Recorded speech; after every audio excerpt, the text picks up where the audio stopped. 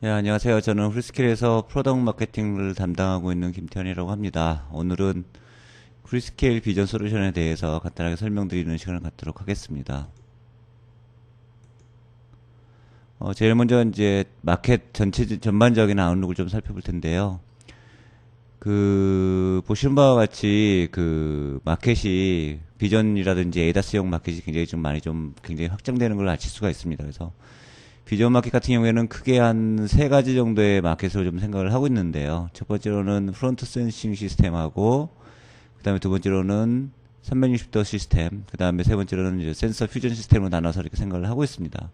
대부분의 경우에 대부분의 마켓 쉐어는 프론트 센싱 시스템 쪽에 많이 가져가게 되고요. 잘 아시는 바와 같이 프론트 카메라라든지 FCC나 SBW와 같은 그런 시스템용으로 해갖고 프론트 카메라가 한 73% 정도 2022년 정도의 어떤 쉐어를 차지할 거라고 보고 있고요. 그 밖에 그 다음으로 따라가게 되는 시스템이 이제 360도 시스템이라고 생각하시면 될 것 같습니다. 요즘 얘기가 많이 나오고 있는 서라운드 뷰라든지 어라운드 뷰 시스템 혹은 뭐 버즈아이 뷰 시스템이라는 게 360도 시스템에 포함이 되고요. 현재 이미 BMW X5를 위시해서 여차의 글로벌 브랜드에서 이미 이제 비포 마켓용으로 채용돼서 나오고 있긴 한데요. 이 비중이 계속 늘어나서 2022년도에 전체 한 21% 정도까지 확장될 거라 지금 보고 있습니다. 거기에 이제 맞춰갖고 같이 또 발전하게 되는 게 센서 퓨전 시스템이 되는데요. 이 부분은 비전 시스템과 혹은 그 밖에 여러 가지 센서들, 공기압 센서가 됐든 아니면 레이더 시스템이 됐든 간에 그런 레이더 시스템과 어떤 비전 시스템들이 어떤 퓨전되는 시스템이라고 보시면 될 것 같고요. 아직까지는 크게 2022년에는 그렇게 큰 쉐어를 차지하지는 않긴 하겠지만은 향후 이제 계속 발전할 거라고 보고 있고 22년 정도에는 한 6% 정도의 어떤 마켓 쉐어를 차지할 거라고 지금 보고 있습니다. 이런 비전 시스템을 프론트 센싱 시스템하고 360도 시스템, 센서 퓨전 시스템을 나눠서 보는 가장 큰 이유는 리퀘어먼트가 좀 틀려서 그래요. 그래서 프론트 센싱 시스템 같은 경우에는 기본적으로 RCB라고 하는 ISO 26262 요구사항들을 가지고 있고요.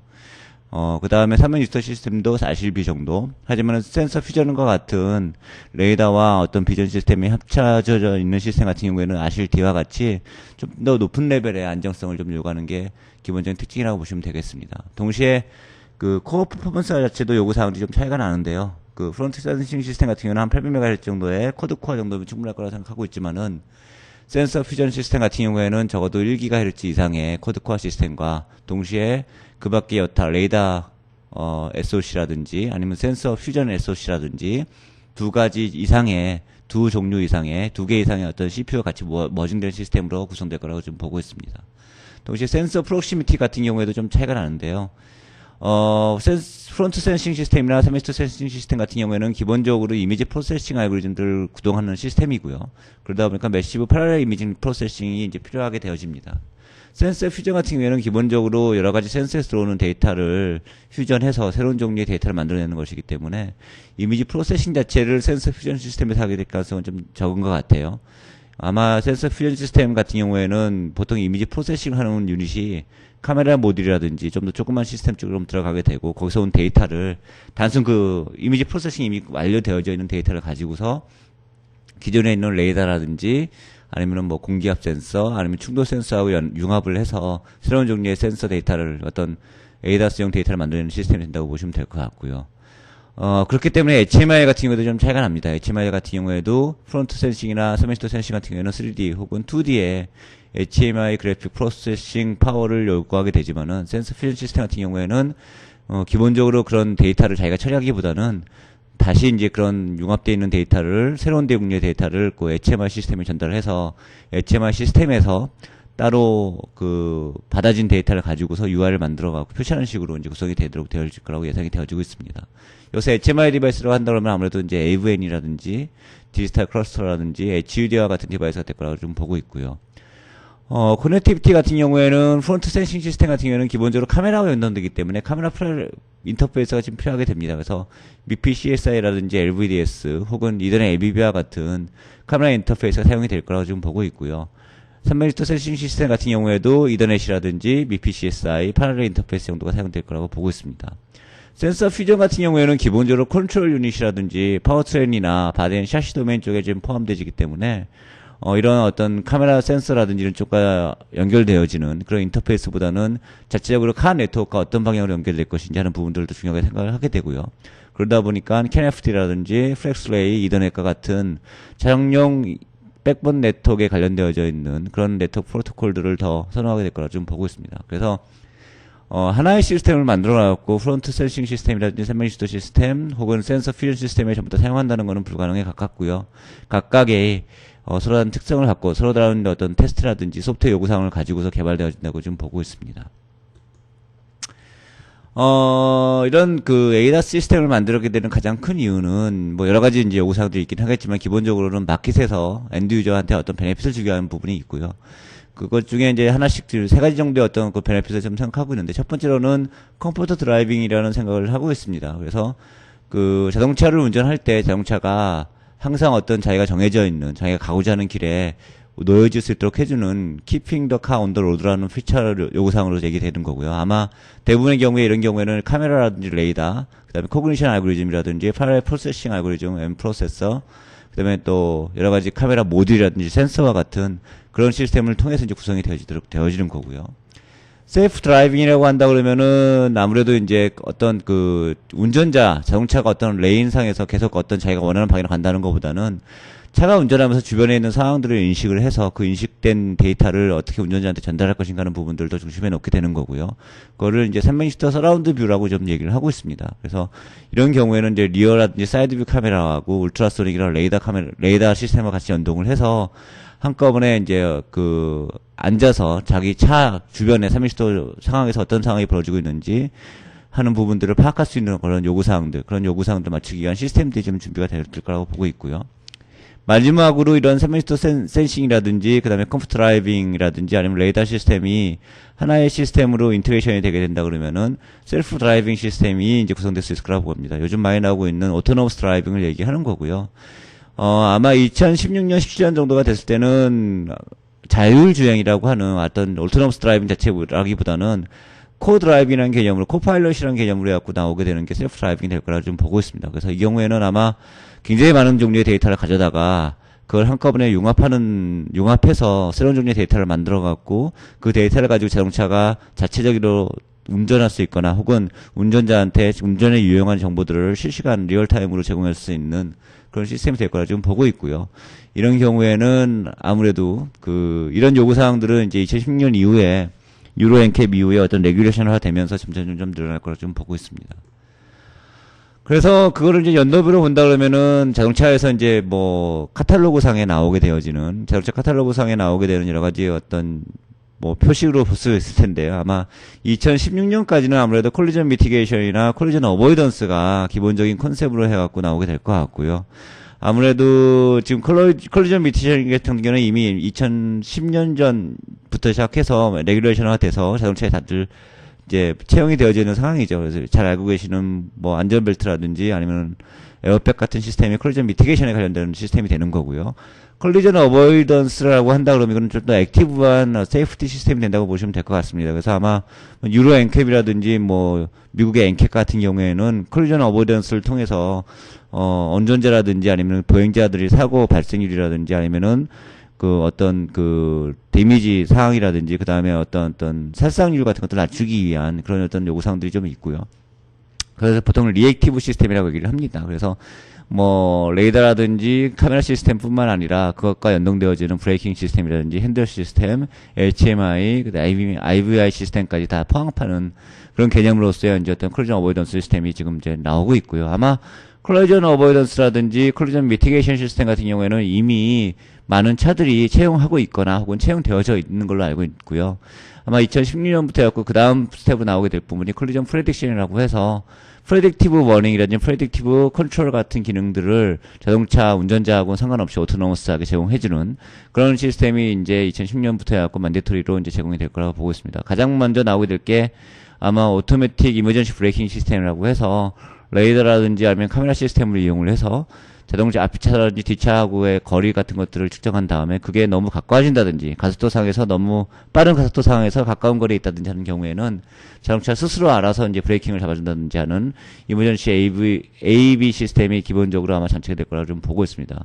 이게 좀 더 발전하게 된다 그러면은 그 밖에 기존에 나와 있는 카투카라든지 카투 인프라스트럭처와 같은 새로운 종류의 커뮤니케이션 메소드, 그 다음에 새로운 종류의 센서 시스템과 연동이 돼서 세미 오토노머스 드라이빙까지도 아마 되는 그런 시스템이 곧 그 마켓에 나올 거라 좀 보고 있습니다.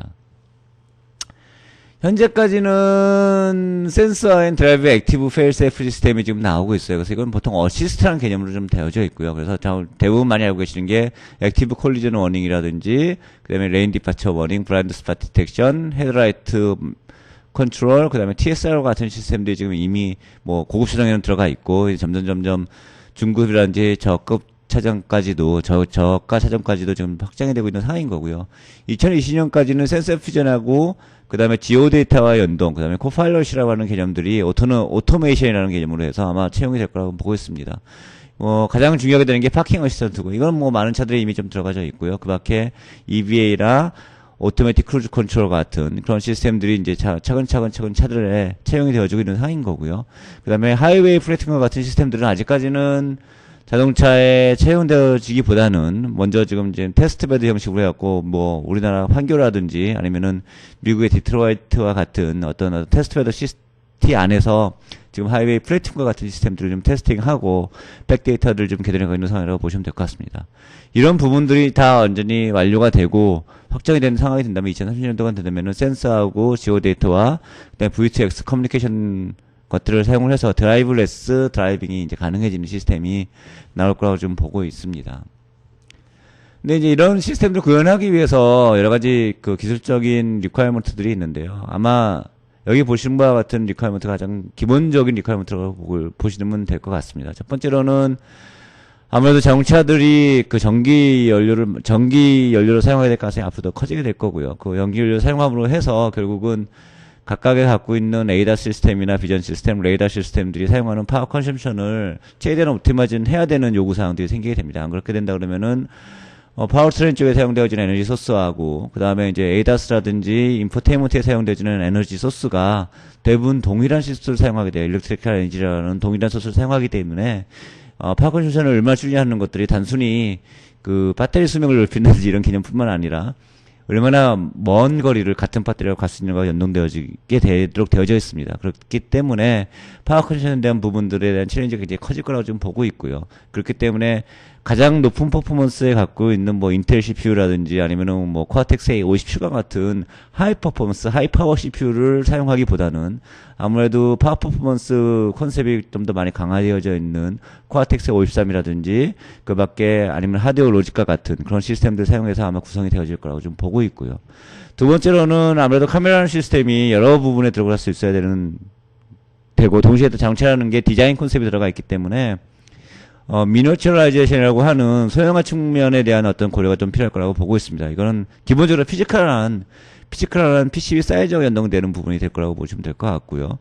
아무래도 피지컬한 사이즈를 줄이기 위해서 아무래도 뭐 메모리 시스템이라든지 그다음에 카메라 ISP라든지 이런 부분들을 얼마나 효율적으로 하나의 패키지 안에다가 제공하고 하나의 패키지 안에다가 미니어처라이제이션 시킬 수 있을 것인가 하는 부분들이 또 하나의 어떤 챌린지가 될 거라 좀 보고 있습니다. 그래야지 뭐 외관상으로 보기 흉하지 않게 카메라 시스템들을 더 많이 자동차에 채용을 해서 사람들이 드라이빙 하는 데 좀 도움을 줄 수 있는 시스템으로 구성할 수 있을 거라 좀 보고 있고요. 그 다음에 세 번째로는 펑셔널 세이프티 부분이 되는데요. 아시다시피 에이다스 시스템, 특히나 비전 에이다스 시스템이라는 게 결국은 자동차의 안정성을 위해서, 그리고 자동차 운전자의 안전을 위해서 채용되어지는 시스템인데 이 시스템 자체가 안정적으로 운전되지 않는다 그러면은 세이프티라는 측면에서 봤을 때 거의 의미가 없는 시스템이 되겠죠. 그래서 펑셔널 세이프티라고 해서 단순 자동차 CPU의 안정성뿐만 아니라 그 안에 들어가 있는 아키텍처의 안정성, 그 밖에 소프트웨어 안정성, 그 CPU를 사용하고 있는 전체 시스템의 안정성, 거기에 따른 세이프티 가이드라인이나 테스트 메커니즘, 패스트 리포팅 메커니즘 같은 부분들도 동시에 다 고려될 사항입니다. 이 부분은 ISO 2626라고 하는 새로운 스탠다드로 해서 이제 마켓에 많이 지금 얘기가 되어지고 있는 부분이고요. 이미 파워트레인이나 바디 샤시 부분 같은 경우에는 이미 이제 ISO 26262에 대한 요구사항들이 굉장히 크게 지금 다가오는 상황인 거고요. 마찬가지로 비전 에이다스 시스템 같은 경우에도 이런 ISO 262에서 요구되어지는 펑셔널 세이프티 피처들, 동시에 아실 B라든지 아실 D와 같은 어떤 세이프티 그레이드를 만족해야 되는 리퀘어먼트가 점점 더 늘어날 거라 좀 보고 있습니다. 그리고 마지막으로 이제 어려운 부분들이 이제 소프트웨어 인베스트먼트 부분이 돼요. 왜냐하면은 에이다 시스템이라고 하는, 특히나 비전 에이다 시스템이라고 한다면 기본적으로 많은 부분 알고리즘이라고 하는 어떤 소프트웨어를 통해서 이제 구현될 수밖에 없는 시스템이 되고요. 그런 것들을 구현한다는 게 사실은 하드웨어를 구현한다는 것보다 훨씬 더 많은 어려움이 좀 들어가게 됩니다. 이런 것들은 유저 시나리오하고 디펜던시가 있고 각 회사마다 자기 나름대로의 어떤 독특한 특징을 가져야 되는 거고, 동시에 그 소프트웨어를 각가지 상황에 대해서 많은 종류의 테스트를 통해서 최대한 옵티마이제이션 되어질 수 있는 그런 시스템을 구성을 해야 되는데, 이걸 한두 개의 업체 또는 한두 개의 사람이, 한 명의 사람이 다 이걸 처음부터 끝까지 구현한다는 건 어려워지게 돼요.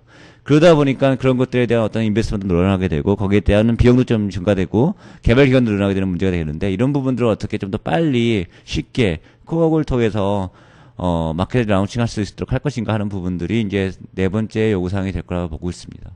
아무래도 이런 부분들에 대해서 얼마나 적용하느냐는 부분들이 아마 마켓에서 봤을 때 시스템의 성공에 이제 아마 큰 이제 요인이 될 거라 지금 보고 있고요. 아마 이런 부분들에 맞춰서 프리스케일 같은 경우에는 각각에 맞는 어떤 빌딩 블록들을 제공함으로써 엔드 유저들이 마켓 요구사항들에 맞는 그런 시스템을 좀 더 빠른 시간 안에 타임 투 마켓에 맞춰서 제공할 수 있는 그런 솔루션을 제공하고자 합니다. 그래서 첫 번째로 보시는 이제 파워 컨저션 부분이 될 텐데요. 파워 컨저션 부분 같은 경우에는 말씀드린 것 같이 프리스케일 같은 경우에는 그 대부분의 패러렐 프로세싱 엔진을 하드웨어 로직화 시켜서 하드웨어 IS 패러렐 프로세싱 엔진으로 병렬 처리 프로세스라고 하는 하나의 블록으로 해서 제공을 하게 됩니다. 이렇게 되기 때문에 주로 비전 시스템들을 위해서 이제 구성이 될 수 있는 부분인 거고요. 동시에 기존에 있었던 FPGA라든지 아니면은 DSP를 사용했을 때에 비해서 꼭 비전에 필요한 부분만, 비전 프로세싱에 필요한 부분만 하드웨어 로직화 시켜서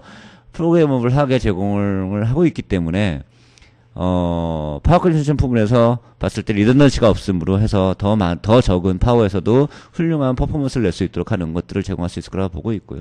두 번째로는 마찬가지로 그런 부분들, 그런 어떤 그 비전 알고리즘이라든지 그런 걸 처리하는 하드웨어 로직 부분, 그 다음에 ISP라는 부분, 그 다음에 패키징 기술을 이용한 D램, 메모리 시스템까지도 한꺼번에 인테그레이션 할 수 있기 때문에 미니어처레이션, 카메라 모드에 들어갈 수 있을 정도의 미니어처레이션이 가능한 솔루션까지도 제공할 수 있을 거라 좀 보고 있고요.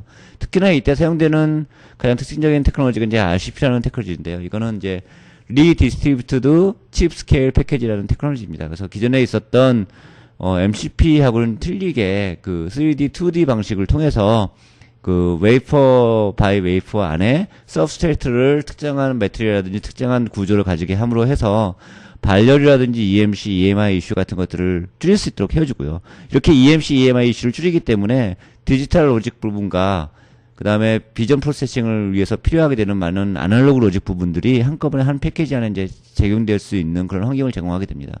그렇게 함으로 해서 조그만 사이즈 안에서도 충분히 필요한 여러 가지 모든 하드웨어 블록들을 하나의 스몰 패키지 안에 제공할 수 있는 그런 기술을 좀 갖고 있다고 보시면 될 것 같고요. 마지막으로 풀스케일은 이제 오토모티브 필드에서 일한 지가 벌써 한 45년, 50년이 넘어가고 있죠. 그러다 보니까 전체 프로세스 자체가 기본적으로 오토모티브 콜을 가지고 있고요. 그래서 마이너스 40도부터 125도까지 당연히 다 온도 스펙을 다 지원을 하고 있고요. 동시에 그걸 개발하고 있는 개발 프로세스에 대한 인증 부분도 ISO 26262에서 적용이 되어져 있는 도큐멘테이션과 발리데이션 프로세스, 테스팅 프로세스를 충분히 다 따르고 있고요. 동시에 그런 것들을 나중에 마켓에 들어갔을 때 루프백 테스트라든지 아니면 CRC 책선과 같은 루틴을 통해서 각각 CPU 안에 있는 각각의 블록들에 대한 세이프티 알고리즘들을 보장할 수 있는 그런 테스트 메커니즘을 또 제공을 하고 있고요. 또 이런 거를 제공할 뿐만 아니라 기본적으로 리던던시 메커니즘을 적용을 해서 같은 펑션을 갖고 같은 펑션을 진행하는 블록을 항상 2개씩 가지고 있어요. 그렇게 함으로 해서 어떤 하나의 어떤 도메인 블록이 말 펑션이 생겼을 때라 할지라도 서로 다른 똑같은 펑션을 구현할 수 있는 다른 도메인에서 지금까지 이루어져 있던 여러 가지 펑션들을 그대로 트랜스퍼 받아 구성할 수 있는 멀티코어 구조를 그대로 기본적으로 가지고 있기 때문에 아마 하이 어베일러빌리티를 이제 구성할 수 있다고 보시면 되시겠죠. 그래서 하이 어베일러빌리티 방식의 그런 어떤 그런 펑셔널 세이프티에 만족하는 CPU와 소프트웨어를 제공한다고 보시면 될 것 같고요. 마지막으로 특징적인 게 이제 소프트웨어 인베스트먼트가 많이 들어간다고 말씀드렸는데, 기본적으로 이런 소프트웨어 인베스트먼트가 가장 많이 이런 걸 인베스트먼트를 줄일 수 있는 가장 좋은 방법은 최대한 오픈소스로 오픈되어져 있는 많은 알고리즘이라든지 이미 기 테스트되어져 있는 알고리즘들을 리유즈하는 방법이에요. 동시에 리유즈했을 때 테스트라든지 개발, 그 다음에 검증, 그 다음에 완료, 옵티마이제이션 같은 그런 일련의 공정을 한꺼번에 진행함으로 해서 그렇게 함으로 해서 타임 투 마켓에 걸리는 타임의 어떤 시간, 개발 기간이라는 시간, 디벨롭먼트 타임에 대한 부분을 줄일 수 있는 방식으로 이제 구현할 수 있는 게 가장 좋은 방법이 될 거라 좀 저희들은 보고 있고요.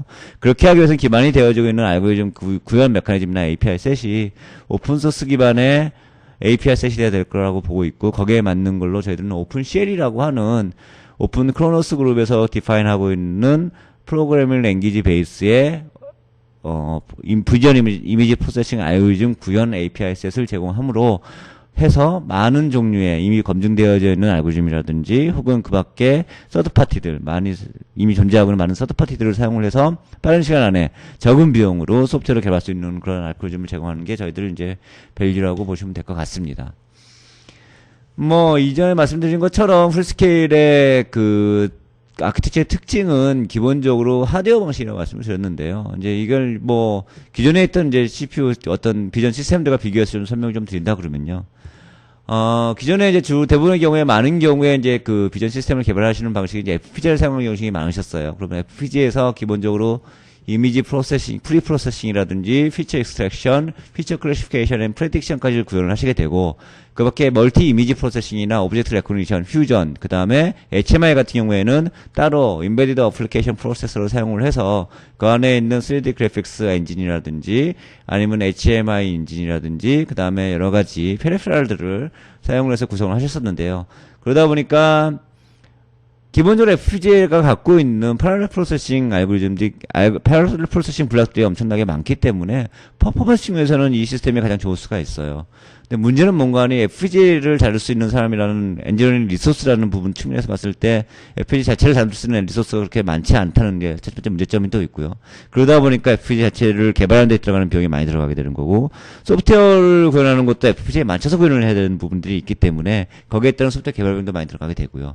또 FPGA 자체가 기본적으로 엔베디드 시스템용으로 디자인되어져 있는 어떤 하드웨어가 아니기 때문에 기본적으로 파워 컨션션이 높을 수밖에 없어요. 특히나 FPGA 같은 경우에는 엔베디드 CPU가 갖고 있는 것과 같은 옵티마이즈 되어져 있는 메모리 인터페이스를 갖기가 되게 힘들기 때문에 메모리 다이들을 여러 개를 이제 접해서 사용해야 되는 거가 되고요. 그러다 보면은 메모리 인터페이스에서 생기는 여러 가지 히트 디스패션 이슈가 굉장히 커지게 되고 파워 컨션션 이슈가 커지게 됩니다. 그래서 이런 분야에 이제 문제가 생기게 되는 거고요. 그 다음에 세 번째로는 메모리 시스템을 웹에 둘 수밖에 없어요. FPGA를 어떤 RCP라든지 SIP와 같은 어떤 원 패키지 시스템을 만드는 게 어렵기 때문에 기본적으로 간단한 카메라와 굉장히 하이 코스트의 어떤 이미지 프로세싱 시스템을 구성하는 방식의 시스템 아키텍처를 가져가게 됩니다. 그 얘기는 뭔가 하니 비전 프로세싱 시스템을 구현하기 위해서 들어가는 코스트가 많이 들어가게 되는 거고, 또 비전 프로세싱을 구현한다 그러면은 럭셔리 카가 됐든 컴팩트 카가 됐든 아니면은 뭐 엔트리 레벨 카가 됐든 간에 똑같은 정도의 디벨롭먼트 코스트와 똑같은 정도의 벙커스트가 카 OEM에서는 구현을 해야 된다는 거예요. 그러다 보니까 미들 레인지라든지 아니면 컴팩트 카 아니면 엔트리 레벨 카를 구현해서 엔트리 레벨 카 자체도 레귤레이션상 비전 에이다스 시스템을 구현을 해야 됨에도 불구하고 코스트 때문에 그런 것들을 구현하기 어려워지는, 그리고 구현하게 되면은 가격이 올라감으로 해서 전반적인 시스템에 대한 차별화가 어려워지는 그런 어려움들이 생길 수 있는 또 장점이 좀 있습니다. 그래서 이제 많이들 고민하는 방법 중에 하나가 이제 DSP를 사용하는 방식을 구현을 하시는 거죠. 디지털 시그널 프로세서 자체가 프로그램을 통해서 멀티 패러럴 프로세싱 구현할 수 있는 방식으로 되어져 있기 때문에 좀 더 장점이 좀 있다고 볼 수 있는 거고요. 이런 경우에는 프리 프로세싱 같은 경우에는 이미지 시그널 프로세서라고 하는 하드웨어를 하나 사용하시고 DSP를 사용을 해서 디지털 시그널 프로세서를 사용을 해서 피처 익스트랙션이나 클래시피케이션까지도 구현을 하시게 되고, 그 밖에 이제 뒤에 있는 HMI 부분이라든지 오브젝트 레코니션 같은 경우에는 AP를 사용을 하셔갖고 엔베디드 AP를 사용하셔갖고 구현하시는 경우가 많이 계세요. 이것도 이제 굉장히 FPGA에 비해서는 굉장히 디벨롭먼트 코스트가 굉장히 낮아지는 장점이 있습니다. 그리고 또 이미 양산화되어 있는 시스템들이기 때문에 이제 많은 종류의 그 디벨롭먼트 베이스를 가져갈 수 있는 장점들도 있어요. 세 번째 가장 어려운 부분이 뭔가 하니 DSP를 이용해서 만들어진 시스템 같은 경우에는 어플리케이션 프로세서 베이스의 시스템에 비해서 페리페럴 부분들이 약할 수밖에 없어요. 기본적으로 비전만을 생각하는 시스템이라고 한다 그러면은 DSP 베이스의 시스템도 그렇게까지 나쁜 시스템은 아닐 수도 있는데, 나중에 향후에 레이더라든지 센서 퓨전 같은 시스템들 다 고려한다고 치면은 DSP가 갖고 있는 페리페럴 세스라든지 아니면 인터페이스, 그 다음에 카 네트워크 캐퍼빌리티 같은 경우는 충분히 많은 종류의 퓨전 시스템을 구현하기가 어렵다는 그런 또 단점이 생기게 됩니다. 그래서 이런 부분들이 이제 DSP 시스템이 갖고 있는 단점이 될 거고요. 세 번째로는 이제 ARM 프로세서가 굉장히 많이 발전을 하면서 ARM 안에 이제 네온이나 FPU라고 하는 플로팅 포인트 코 프로세서들이 이제 들어가게 되는데, 그 성능이 굉장히 높아지고 있어요.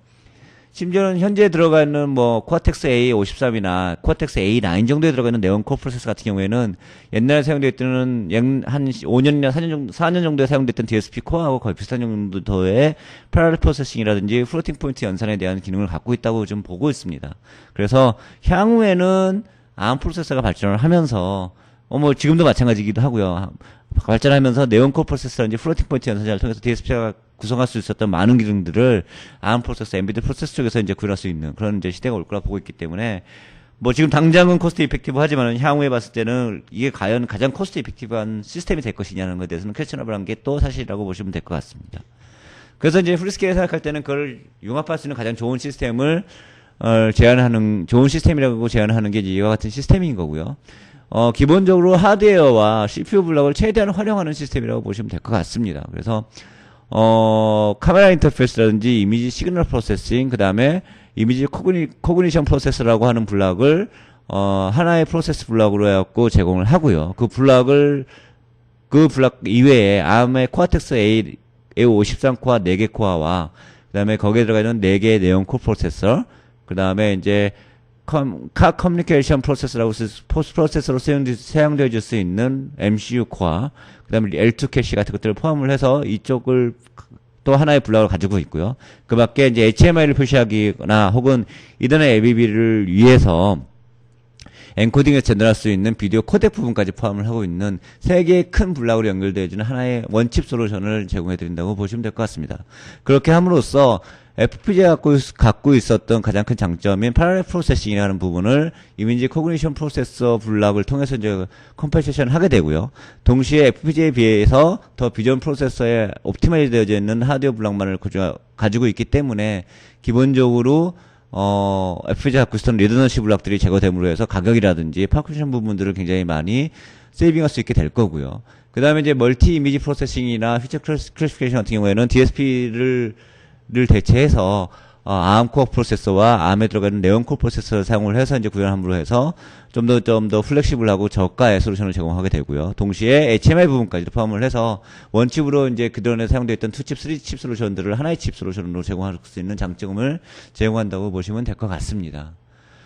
가장 궁금하신 게 아마 저희들이 들어가 있다고 하는 패러럴 프로세싱 엔진인 에이펙스 혹은 이미지 코그니션 프로세서 부분이 될 텐데요. 기존에 이런 부분들이 사용되는 부분들이 이제 보통 DSP였기 때문에 그거와 비교해서 설명을 하실 텐다면요. DSP 같은 경우에는 프로그래밍을 통해서 하나 들어오게 되어지는 이미지를 여러 개의 블록으로 나눠갖고 그거를 캐시 컨트롤러에 넣어서 한꺼번에 처리하는 방식으로 구성되어지게 되어져 있습니다. 그래서 기본적인 컨셉은 저희들이 갖고 있는 이미지 코그니션 프로세서하고 비슷해요. 이 영상 자체를 여러 개의 조그만 블록으로 나눠갖고 한꺼번에 병렬 처리를 한다는 컨셉은 동일합니다.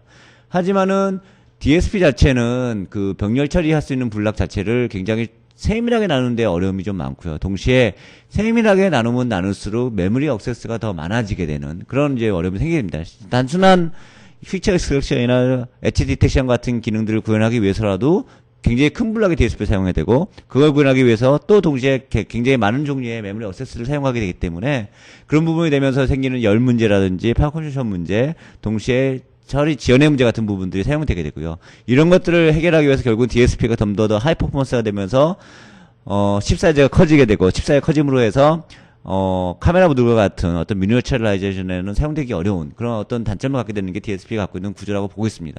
그래서 이것들의 장점, 패러럴 프로세싱이라는 장점만을 가져와서 저희들이 생각하고 있는 부분들이 에이펙스라고 하는 이미지 코그니션 프로세서 부분인 거고요. 기본적인 컨셉은 DSP가 동의를 해요. 하나에 들어오는 이미지를 여러 개의 블록으로 나눠갖고 그 여러 개의 블록을 시간상 동시성을 가지고서 병렬 처리를 해서 이미지 처리를 한다는 게 기본적인 컨셉인데요. 이 경우에는 저희는 내부에 들어가 있는 어레이 프로세서라고 하는 조그만 그 인티저 패러렐 프로세싱 엔진들을 사용을 해서 각각의 스몰 에러리어를 하나의 CPU 블락이 전담을 해서 처리하는 방식으로 구성이 되어지게 되는 거고요. 이 CPU 블락들은 내부에 자체적인 메모리 블락을 가지고 있어서 그 메모리 블락 안에 들어가 있는 룩업 탭을 사용을 해서 빠른 속도로 이미지의 휘처 익스트랙션이라든지 아니면은 엣지 디텍션 같은 부분들을 구성함으로 해서 그 뒤에 들어오는 암 프로세서에서 좀 더 하이 레벨 알고리즘도 그러는데 빠르게 해주는 장점이 있게 됩니다. 그렇게 함으로 해서 DSP에서 갖고 있었던 리던던시 같은 부분들은 전부 제거될 수 있는 부분들이 있고요. 또 메모리 액세스가 굉장히 작아지기 때문에 기본적으로 파워 컨디션이라든지 발열 문제도 해결할 수가 있게 되고 미니어처라이제이션 같은 부분도 해결할 수 있게 되어집니다. 동시에 인터널 메모리 블락을 사용하는 장점이 있기 때문에 DSP에 대비해서 조금 더 빠른 속도로 이미지 전처리라든지 후처리에 관련되어져 있는 이미지 프로세싱을 갈 수 있는 장점을 갖게 되는 게 이제 저희들 코그니션 프로세서 블락이라고 보시면 될 것 같아요. 이게 단순히 이제 캐시 하나만 갖고서 DMA 영역 하나만 갖고서 이렇게 할 수 있는 것뿐만 아니라 저희들 이제 향후에 제공되어지는 칩셋 솔루션 같은 경우에는 이걸 동시에 멀티 DMA를 구현을 하게 됩니다. 그래서 지금까지는 어떤 카메라에서 어떤 임지가 들어온다면 전체 영역에 대해서 다 나눠갖고 한꺼번에 처리하는 방식이 구성되어졌다고 치면은 이 부분을 좀 더 효율적으로 영상에 들어가 있는 이미지 블락만을 고려해서 그 영상에 들어가 있는 이미지 블락만을 따로따로 처리하는 방식으로 해서 처리할 수 있도록 구성이 돼요. 그렇게 됨으로 해서 메모리 액세스에 대한 부하를 좀 더 줄여주게 되는 거고요. 동시에 같은 정도의 조그만 CPU 블락이라든지 하드웨어 블락을 가지고도 더 많은 종류의 데이터를 처리할 수 있는 짧은 시간에 처리할 수 있는 구성을 이제 가져가게 됩니다. 이렇게 함으로 해서, 똑같은 이미지 레코니션 성능을 가지면서도 동시에 더 적은 정도의 CPU 블락이라든지 파워 컨디션을 가지고서 영상을 처리할 수 있는 그런 어떤 구조를 가져가게 되는 거고요. 여기에 맞는 어떤 알고리즘들을 구현할 수 있는 그런 어떤 블락을, 그런 컴파일러나 링커 소프트웨어를 풀스케일 제공함으로 해서 근본적으로는 수학적인 알고리즘까지도 DSP와 동일하게 엔드 유저가 개발할 수 있는 그런 어떤 플랫폼을 제공한다고 보시면 될 것 같습니다. 가장 큰 특징 중에 하나가 저희들이 스케일러빌리티인데요. 이렇게 하드웨어 블록으로 모든 것들을 구성하기 때문에 굉장히 스케일러블하게 만들 수가 있어요. 그 얘기는 뭔가 하니 요즘 같은 경우가 최근에 있는 DSP라든지 FA 솔루션 같은 경우에는 스몰 카메라 모듈용 솔루션 따로 만들고, 그 다음에 미디엄 레벨의 프론트 뷰 카메라용 솔루션 따로 만들고, 그 다음에 하이엔드 레벨의 휴전 솔루션용 솔루션을 따로 만들어야 되는 어려움이 있었다고 치면은, 저희들 같은 경우에는, 물론 칩은 틀려요. 칩은 틀리긴 하지만 기본적으로 들어가 있는 블락들은 동일한 블럭이 멀티플라이 되는 방식으로 구성이 됩니다. 그래서 똑같은 소프트웨어, 똑같은 하드웨어 블락 구조를 가지게 되고요. 다만 들어가 있는 코어의 숫자만 코아텍스 A53 코어가 하나가 들어가 있든지 두 개 있거든요. 네 개가 들어가 있든지 하는 방식으로 해서 숫자만 늘어나기 때문에 새로운 종류의 소프트웨어 개발이나 하드웨어 개발이 필요 없이 똑같이 핀투핀 컴패티블한 솔루션을 통해서, 가장 간단한 리모트 카메라라든지 리어뷰 카메라부터 시작해갖고 가장 높은 수준의 서라운드 뷰 앤 MOD 카메라까지도 하나의 소프트웨어 개발로 해갖고 전부 다 개발할 수 있는 그런 장점을 제공하게 되는 거고요. 동시에 외부에 있는 아이다이맥스라고 하는 IVI 시스템이라든지 쿼리바라고 하는 레이더 시스템용 SoC 솔루션하고 같이 융합함으로 해서 V2V라든지 아니면 센서 퓨전과 같은 시스템까지도 가장 손쉽게 이제 개발할 수 있는 시스템을 스케일러블하게 제공한다는 게 저희들이 제공한 솔루션의 특징이라고 보시면 될 것 같습니다. 마지막으로 혹시 말씀드린 것처럼 저희들이 오픈CL 베이스의 소프트웨어 개발 플랫폼을 제공한다고 말씀을 드렸는데요. 그 솔루션들을 가지기 위해서 여러 가지 이제 SDK라는 이런 부분들을 제공하게 될 텐데요. 좀 더 빨리 앞으로 가서 좀 설명을 좀 드린다 그러면 그 SDK는 보시는 바와 같은 구조를 제공이 될 거라고 보시면 될 것 같습니다. 그래서 기본적으로 이그젠플 프로젝트하고 컴파일러, 디버거 프로젝터, 그 다음에 커널 디벨롭먼트, 인스트럭션 셋, 시뮬레이터, 그 다음에 카메라 칼리브레이션 툴이라든지 디가핑 툴을 저희들이 프리스케일에서 제공을 할 거고요. 여기서 디버그나 컴파일러, 빌드 툴 같은 경우 프리스케일에서 이제 프리로 제공을 하게 되겠지만 시뮬레이터나 툴 같은 경우에는 아마 프리가 아닐 가능성도 좀 있는 부분이 있어요. 하지만 이런 부분들을 이제 사용하시는 경우는 대부분 드문 경우이기 때문에 문제가 아닐 거라고 보고 있고, 이런 디벨롭먼트 엠버럴 부분을 제공을 하게 되고요. 또 SDK 안에 하드웨어 업스트럭션 레이어뿐만 아니라 소프트웨어 업스트럭션 레이어를 제공하기 때문에 리눅스라든지 그리닐스와 같은 OS 중 어떤 걸 사용한다 할지라도 충분히 위에 있는 어플리케이션을 OS 고려 없이 알고리즘이나 이런 것들을 개발할 수 있도록 구성됐고요. 그 안에는 이제 오픈CL이라든지 런타임 라이브러리, 커널 라이브러리, SDI, 그러니까 디스플레이 인터페이스 라이브러리, 알고리즘, 프리미티브 알고리즘들, GDI 라이브러리, GPU 드라이버 같은 부분이 포함이 될 거고요.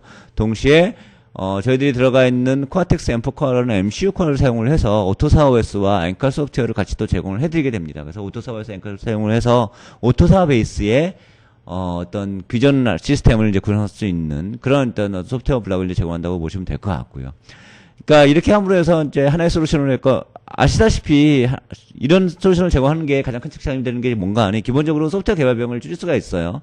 아시다시피 저희들이 그리니스라고 하는 것도 상용 OS이기 때문에 어떤 데블런트 엔바이러먼트 구성하는데 굉장히 큰 비용이 들어갑니다. 이런 부분들을 저희들이 리눅스 베이스의 개발 플랫폼도 같이 제공을 하고 있고, 리눅스 베이스로 개발되어 있는 소프트웨어 알고리즘이라든지 어플리케이션 같은 경우에도 동시에 그리니스에서도 똑같이 들어갈 수 있도록 OS 업스트랙션 레이어를 제공을 하고 있기 때문에 기본적으로 저가의 어떤 OS 개발 비용 없이 리눅스 베이스의 알고리즘이나 소프트웨어들을 개발한 다음에 나중에 양산화 프로젝트가 됐을 때 그리니스 베이스의 플랫폼 소프트웨어로 바꿈으로 해서 더 빠른 시간 안에 적은 비용으로 소프트웨어를 개발하고 또 양산을 시킬 수 있는 그런 장점을 가지게 되는 거고요.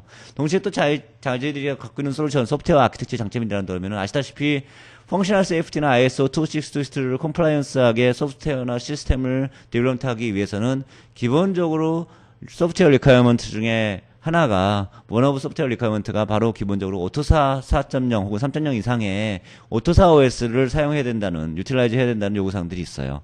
그래서 오토사 4.0 이상의 소프트웨어를 유틸라이즈 하기 위해서는 기본적으로는 보통은 외부의 MCU 솔루션을 따로 다루셔갖고 MCU에서 오토사 베이스의 어떤 소프트웨어를 개발하신다든지 아니면은 각각 코어별로 해갖고 오토사 OS를 개발하시는 그런 어려움이 좀 존재했었는데, 저희들은 칩 자체 내부에 MCU 코어를 포함하고 있고 그 MCU 코어에서 필요하게 되는 오토사라든지 엔칼 소프트웨어를 풀스케일 내부 리소스를 통해서 제공을 하고 있기 때문에 따로 뭐 디벨롭먼트 피는 이런 상관없이 저희들한테 저희 풀스케일에서 제공하고 있는 토탈 패키지 솔루션을 사용함으로 해서 빠른 시간 안에 SDK를 만들고 소프트웨어를 만들고 동시에 ISO 26262에서 요구되어지고 있는 그런 펑셔널 세이프티 요구사항들을 더 만족할 수 있는 그런 소프트웨어 SDK 아키텍처를 제공한다고 보시면 될 것 같습니다. 네. 시간 관계상 굉장히 짧게 저희들 토탈 솔루션을 하드웨어 블록부터 시작하고 특징점, 하드웨어 블록의 특장점, 그 다음에 소프트웨어 블록까지 설명을 좀 드렸고요. 기본적으로 컨셉을 갖고 있는 저희들의 필로소피는 기본적으로 빠른 시간 안에 굉장히 작은 사이즈의 카메라 모듈 안에 비전 에이다스 알고리즘들을 충분히 다 커버링을 하면서 동시에 파워 컴퓨테이션이라든지 미니어처레이션을 제공할 수 있는 솔루션을 제공한다는 걸 기본적인 타겟으로 하고 있습니다. 그래서 이 솔루션 자체는 내년 초반 이후에 저희들이 이제 오픈마켓이나 혹은 몇몇 알파 커스터머 쪽으로 해갖고 오픈이 되어질 수 있을 것 같고요. 이 솔루션을 통해서 비전 에이다스라든지 퓨전 혹은 자율주행 자동차까지 빠른 시간 안에 개발할 수 있는 환경이 제공될 수 있다는 바람으로 해서 솔루션을 제공하고 있습니다. 제 강의는 여기서 마치도록 하고요. 혹시나 질문사항 있으면 나중에 뭐 메일이나 이런 걸로 알려주시면 감사하겠습니다. 감사합니다.